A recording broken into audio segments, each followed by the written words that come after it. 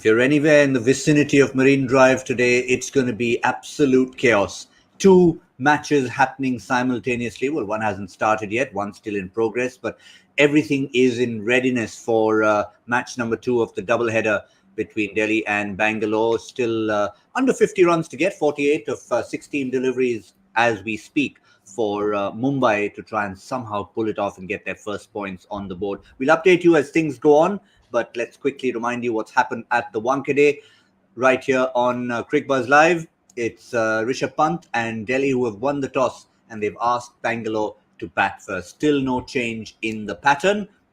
Quickly welcome Michael Vaughan and Pommie Mbangwa. Once again, we're talking about an evening game. I guess it's fair enough. We're not going to depart from the norm, but it should be exciting, Michael, to see Bangalore putting runs on the board. An opportunity, we say it every time, for Virat Kohli.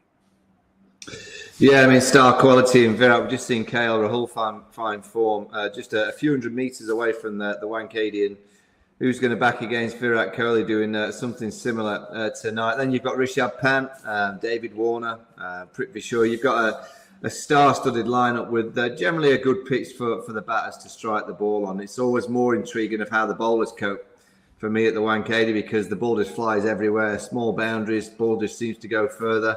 So it's the bowlers that I look for to try and come up with some kind of angles and difference to try and put the batters under pressure. There's sometimes a bit of zip in the surface, which suits the quicker bowlers. So we're always an intriguing contest. Well, one thing that Delhi haven't done, and we'll go straight to the lineups, is they have not brought back Anrik Nokia. They're giving a little bit more time to settle back in after what happened in his opening game. And here's the lineup. The only thing they have done is they've taken out Sarfaraz Khan, who was a specialist batsman at number 8, Pommie, and they've put in Mitchell Marsh right up there. He bats, he bowls. Now they've got a complement of 4 overseas players. Looking complete almost, this lineup, isn't it? Yeah, I think Mitchell Marsh makes them stronger. He's kind of, if I say rediscovered, it probably isn't correct. It is sort of rejuvenated and has an increase in confidence. I think just because as a side in terms of Australia and him playing 2020 cricket for Australia, he's been freed up quite nicely in the role that he plays. A big hitter who I thought at times, a time ago in times past would be quite tentative. Now, I think he's confident in his ability and he walks out there and he looks to absolutely smoke it. So the fact that he's available, I think that frees up the 2 that are up top. Not that they need freeing up at all. They'll go anyway, and they're quality players in themselves. So, yeah, it strengthens us up quite nicely. As far as Nokia is concerned, it was always going to be tough. I can't remember when the guy last played. And yes, he was injured. He hadn't played for South Africa for ages. Not in test matches, not in 2020s, not in one days. In fact, it was a bit of a dicey one whether he would turn up at the Indian Premier League at all because of this injury. Say it's a hip and whatever it is. But if he's sorted, he's fine as far as injury is concerned, but he hasn't bowled. So time for him to try and get himself fit. But try and get himself fit in terms of being in the game, in competition. That's tough at the highest level. But this lineup, Michael, just to see Marsh up there, maybe there was a little bit of a hole in there that they were trying to fill in there. Rishabh Pant could have come at 3, could have come at 4. He cheekily said at the toss, yeah, well, Mitch is in. We'll see where he bats. But that just looks so different on paper now. Yeah, I mean, spending a bit of time in Australia the last few months, they would say that Mitchell Marsh is the best T20 player in the world. You know, he's gone up that levels in terms of his performances. You look at what he did in the T20 World Cup. As soon as he arrived in the Big Bash in Australia, he just smashed it to all part. His batting's overtaken. His bowling's still quite handy with the ball, but his batting has just become a real powerhouse and consistent with it. So I look at that DC team and think strength. I just don't see that many weaknesses in the side. Nokia will offer them that option down the line. The 2 left armers alike, they were tremendous in the last game. So no surprise that they've gone with them once again. Ricky Ponting, not only is a very, very clever guy and a good coach, he's got a fantastic group of players to work with and a young captain. You know, for that young captain to look around and see Warner see Mitchell Marsh, see Prithvi Shaw. He's got a lot of strength around him, which always helps you as a captain. Certainly does. What have the opposition done? Faf du Plessis, well, didn't have a choice. Will be batting first, trying to put some decent runs on the board. They've done a lot of things right, and they'd be delighted to have Harshal Patel back in the fold once again. Faf offered condolences to him and his family, but just to have him back and playing, that was again an area where they missed out in their last game. Yeah, he's so good, so quietly good as Harshal Patel. No matter who he plays for, but just genuine. And I'm saying, talking about playing for India, even, he turns up. Some might go, well, innocuous, but he's figured out a way in 2020 cricket to be effective, and it's with changes of pace. It doesn't matter when they bowl him. Many a time they'll bowl him middle and towards the death, and that's kind of how he's effective. People try and go at him. They know what's coming from him, but still he foxes them, and still he gets people out. They need him to be on song, and with him in the piece, I think RCB have a decent chance.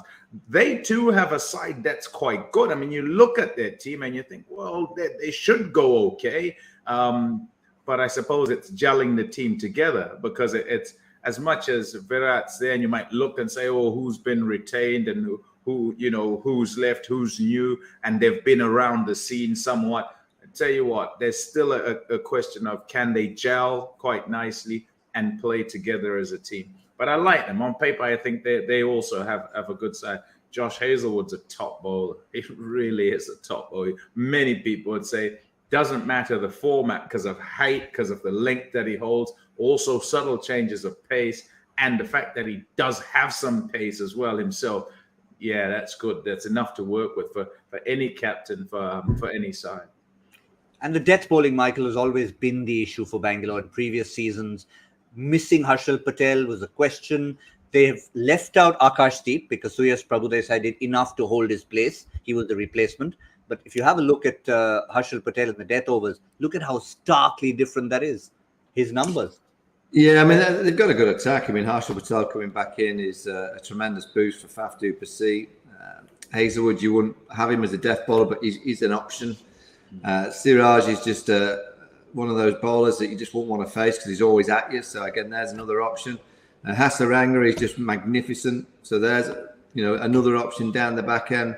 And I think for the first time in a few years, I look at the RCB team and go, yeah, they've got pretty much most things covered. And Glenn Maxwell he's just a freak, and if he gets on a roll and starts to perform and get confidence, he can win a game of cricket on his own. Then you add in Virat Kohli. And the good thing so far this year with the RCB, that Virat Kohli hasn't done a great deal, yet they've got off to a better start than normal. Once he finds that level of performance, which he will, he's too good a player not to.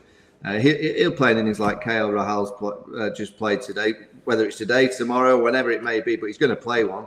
And once he starts to find that confidence and that form, I'd watch out this year. I just like Faf as a captain as well. I just like the way that he manoeuvres his team. I like the way he manages people. It keeps everyone together. And I think just having Virat just being the player with Faf as the lead, I think he's the perfect captain to captain Virat. So they've got things pretty much spot on this year, but they're up against it tonight. It won't be easy, particularly with the batting hand first, because we know that it plays a part. The night games, batting seconds, is an advantage. I'll keep going back to the day games. I can't fathom how captains keep giving teams the opportunity to bat first on roads. I just can't. I can't understand it. Why you'd want to continue to do that? Yeah, try it once, but it's just not working. Get the runs on the board in the day, knowing that it'll just grip that little bit more. At night time, no problem at all. You always field first and chase down. I think a point that you make, which I think is particularly important in this time where things have been shuffled around, is around captaincy.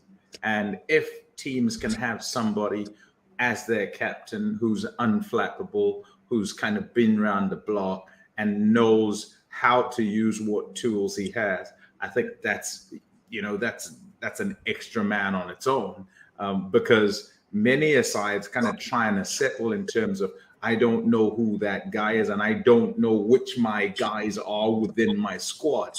Whereas Faf du Plessis has seen them all, absolutely all of them from all countries, because he's been captain of South Africa. He's had to work out who he's playing against, whoever is coming up against, has had to find out information about them.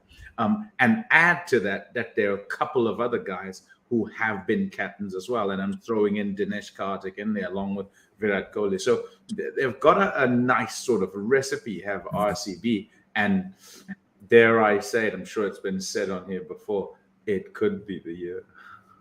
Yeah. Well, I can tell you, I'll just take a pause for a second, because we've seen 3 back-to-back boundaries to give a few smiles on Mumbai faces, and it's not come from Kieron Pollard. It has not come from Kieron Pollard or Fabian Allen or Surya Kumar Yadav. It's come from the bat of Jaydev Unadkat. A 6, a 4, and a 4 in consecutive deliveries of Jason Holder. Suddenly, Mumbai starts to believe. We will, of course, update you as things go on. And the last ball of the over has gone for 1. So it means in the last over, with Pollard on strike, Mumbai need 25.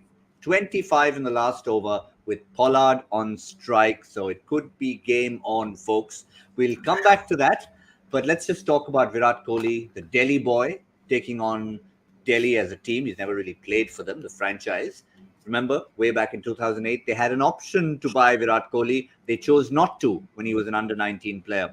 But this is where things stand. He's always been with Bangalore. 913 runs. Look at that Basra. 188 if you include the strike rate and average. 850 is the best of 99. So fair to say, Michael, that he maybe has a thing or two he'd like to do against the city that he belongs to. Yeah, I mean, he's well beyond that now, because he's been with the RCB for so long. But he's a class act. He's too good a player not to have impact pretty much all the time that he plays. And even when he's not scoring runs, I'm sure he's having impact in the dressing room. By the way, I've just kind of heard you say there's 25 needed off the last over, and with Kieron Pollard on strike, there's still a chance. Isn't that how far cricket has come in the last 15 years? that you actually believe that 25 off the last over is still within reach. And here I was sitting here thinking, am I the only one who thinks, come on? But Gautam's right. Gautam is right. That's how far we've come. Well, I must correct you. It's actually 26 needed, because obviously Unadkat hit the last ball to long off. They didn't run to keep Pollard on strike. So, in fact, it is 26 of the last over. Chamira to Pollard. And, he's got nothing of the first, or he's trying to get 2. And they're going to get run out, and that's bye-bye. Good night. Thank you for coming. Oh, dear. But it's Jaydev Unadkat who's run out. It's Unadkat who's run out, because there's all sorts of confusion. Okay. He sacrificed himself, but Pollard's at the wrong end. Anyway. They didn't get any run? Oh, they got 1 run? Oh, my God. Yeah, they got 1. They were trying for 2, so it's 25 or 5 with Pollard not on strike. So fair to say that's done and dusted. We can focus on this game now. Yes. Mumbai are 6-0. Oh dear. Well, let's try and come back to the game we're looking forward to. We've talked about Virat Kohli. What can we talk about next? Because there's so much excitement riding, and it's just down the road. Let's get one of your questions in. Why not? Let's get all of you in there. Hashtag Ask Cricbuzz Live. What is your question pertinent to Delhi versus Bangalore? Who have you picked on? Is it an individual? Rishabh Pant. Dheeraj Rora says, ever since Rishabh has been appointed captain, we seem to have lost the maverick match winner in him.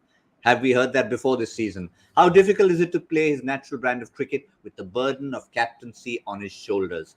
Michael, it's been asked of more than one captain this season, Jadeja being the obvious one. But I think with Rishabh Pant too, you're starting to see that he's not the flamboyant, carefree self that he needs to be. Yeah, but I think he got close in the last game. You can see, I think, with the opening combination with Mitchell Marsh at 3, I think it really is going to free up Rishabh Pant. I think without Warner at the start, without Mitchell Marsh, he probably was thinking he had to play a different role within the side. Now he's got those 2 back. I would watch out, because I'm sure Ricky Ponting sat with him all the time saying, look, just be yourself, go and be aggressive, go and be really attacking. And possibly before those 2 came back, he was a little bit circumspect about what he had around him. Now he's got the real power back. I think we might see that cheeky side of Rishabh once again. It's vital, isn't it, Pommie? I mean, without that, you have a personality. It translates to what your actual game does. Yeah, you sort of want what Rishabh Pant is to be what comes out. And all of us, when we think of him, when we watch him play, and it doesn't matter which format, we know he's an absolute match winner who's going to take the game by the scruff of the neck. And it doesn't matter whether he's trying to set a score, whether he's trying to chase a score down, he looks to dominate. And I think there's credence in what Michael says, in that when you have a solid team around you and you are captain, then you can actually express yourself. If he wasn't captain, I think, and the situation happened at the start of the season where there were a few holes to be plugged, he'd probably walk out and think, I'm going to play how I play. Never mind the rest of the team, because it's not necessarily his responsibility. But now with it as his responsibility, it's my team, and I've got to do what my team requires, and I've got to be the one to plug the holes. I can't just go out there and smash it, because if I get out, then there's nobody else to do it.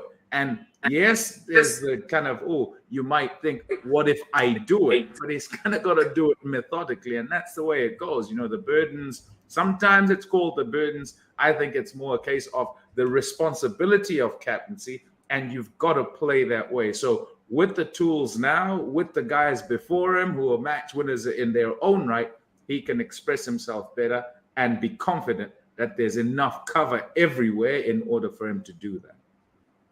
Well, we can pull out something that is on Cricbuzz Plus, and it's something from Ricky Ponting on Rishabh Pant. And he says the last couple of years, when his strike rate, for instance, has probably gone down a bit with a little bit of extra responsibility he's got. He's not the out-and-out extreme flamboyant player.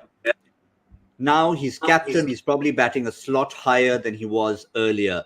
So he is batting sort of in that number 4 slot, probably spending more time in the middle. So just next up, doesn't really draw a conclusion about what it is. But you can see that we are not the only ones thinking, Michael, about what he should be and what he could be. Yeah, I mean, ultimately, what you want from Rishabh Pant is that free spirit, but you want him to read the game as well. There's not been many players that have just played one way every game. They've been able to read the pitch, the conditions, what the team needs, the situation of play.